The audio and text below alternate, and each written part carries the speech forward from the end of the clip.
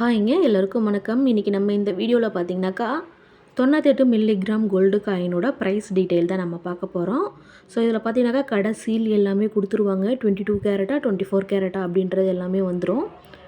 ஓகேங்களா. இதோட price detail பார்த்திங்கன்னா இன்றைக்கி கோல்டு ரேட் வந்து பார்த்திங்கனாக்கா 9305 ரூபாய் ப்ளஸ் நமக்கு வந்துட்டு 75 ரூபீஸ் டை சார்ஜ் பண்ணுவாங்க. டோட்டல் அமௌண்ட் பார்த்திங்கனாக்கா 9193 ரூபா.